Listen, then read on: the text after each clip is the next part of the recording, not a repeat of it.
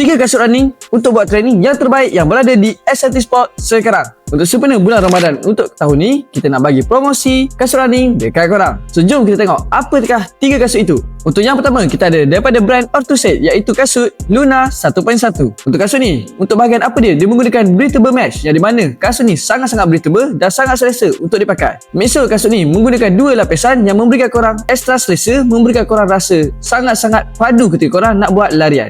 Harga asal kasut ni adalah RM599, tapi kita nak bagi dekat korang dengan harga RM539 selepas diskaun 10%.